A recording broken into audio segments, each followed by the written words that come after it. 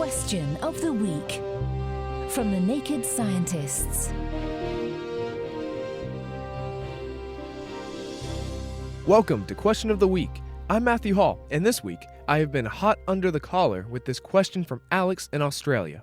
I have several friends with huskies who claim that the thick fur of the dog protects them not only from the cold, but also from a hot summer's day as well. Could this possibly be true?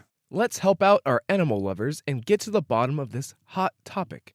On the forum, we got a response from Evan, who thinks, yes, dogs can insulate themselves from both the cold of winter and the heat of summer. To turn up the heat on finding an answer, I combed through some professionals in insulation and found Christoph Schweening from Cambridge University. Well, your friends are right, Alex. But there is nothing very special about huskies. Insulation, and fur is a relatively good insulator, has the general property of reducing energy transfer across the insulating material in either direction, whether the temperature on one side is colder or hotter than the other. For example, insulation in the roof of a house will keep it warmer in winter and cooler in summer. Equally, insulation within a flask will help maintain the temperature of cold or hot liquids put into it. So by extension, an animal with a furry coat should lose less heat in cold conditions and gain less heat in a hot environment. That is, insulation helps to isolate the animal's own body temperature from the external environmental temperature. The problem here is that it conflicts with our own experience, and simply extrapolating our physiology to other animals can be problematic. If you put on a thick winter jacket in the summer, you will rapidly overheat, especially if you do some exercise whilst wearing it. What is missing here is the difference between how dogs and humans regulate their body temperature in hot environments.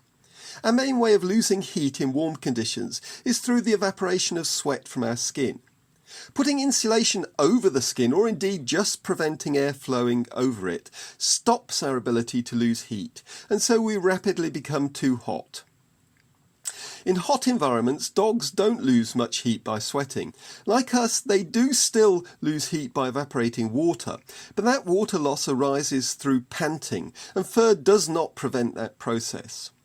Dogs can also lose heat by lying down on a cold surface, and fur does not prevent that either. The animal's fur gets squashed flat and loses its insulation properties as the trapped air is pushed out of it. So in most mammals, fur does not interfere with active heat regulation. Instead, it helps isolate body temperature from a potentially changing external environment. And in this case, humans are the odd ones, because we rely mainly on sweating to keep us cool. A special thanks to Dr. Christoph Schweening for that well-groomed answer to a rough question. Next time, we will try and answer this sensational question from Monique. Can you tell from a painting or a photo if it's sunrise or a sunset? Do you have an answer? If so, email chris@nakedscientist.com, find us on Facebook or Twitter, or post to our forum, nakedscientist.com/forum.